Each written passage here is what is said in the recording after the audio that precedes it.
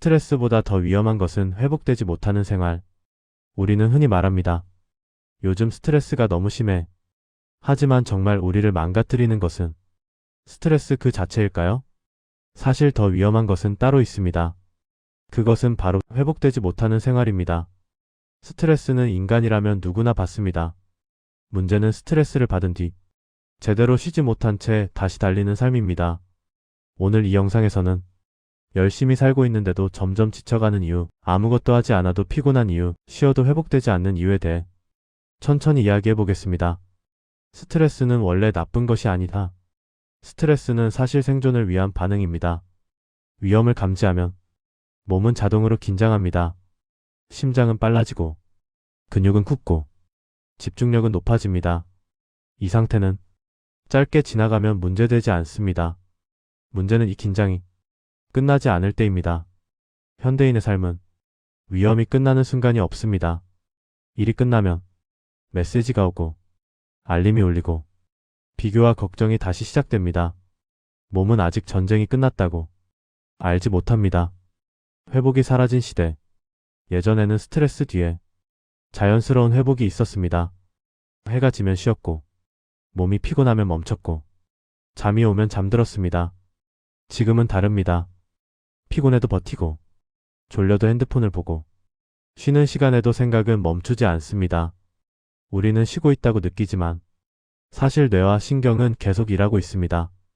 회복은 아무것도 하지 않는 시간이 아니라 긴장이 완전히 풀리는 시간입니다. 이 시간이 사라지면 몸은 고장나기 시작합니다. 회복되지 않는 몸의 신호들. 회복이 부족하면 몸은 여러 신호를 보냅니다. 자도 피곤하다. 이유 없이 짜증이 난다. 집중력이 떨어진다. 사소한 일에도 불안하다. 몸 여기저기가 아프다. 이런 증상들은 의지가 약해서가 아닙니다. 몸이 말하는 것입니다. 이제는 멈춰야 한다고. 하지만 우리는 이 신호를 무시합니다. 더 노력하면 괜찮아질 거라 믿습니다. 그 결과 번아웃은 어느 날 갑자기 찾아옵니다. 가장 위험한 착각은 이것입니다. 나는 아직 괜찮아. 열심히 일하고 일상은 유지되고 겉 보기엔 문제 없어 보이니까요. 하지만 회복되지 못한 삶은 조용히 사람을 무너뜨립니다. 갑작스러운 무기력, 의미상실, 몸과 마음의 붕괴. 이 모든 것은 조금씩 누적된 피로의 결과입니다. 스트레스는 참을 수 있지만 회복 없는 삶은 결국 사람을 고장냅니다. 회복은 사치가 아니다. 많은 사람들이 말합니다. 쉴 여유가 없어. 지금은 버텨야 할 때야. 하지만 회복은 사치도 보상도 아닙니다. 회복은 생존 조건입니다. 휴식 없는 노력은 결국 아무것도 남기지 않습니다. 진짜 강한 사람은 더 오래 버티는 사람이 아니라 제때 회복하는 사람입니다. 일상에서 회복을 만드는 방법. 회복은 거창할 필요가 없습니다. 잠들기 전 10분 핸드폰을 내려놓기. 아무 목적 없이 창밖을 바라보기. 깊게 숨쉬는 시간 만들기. 속도를 일부러 늦추기.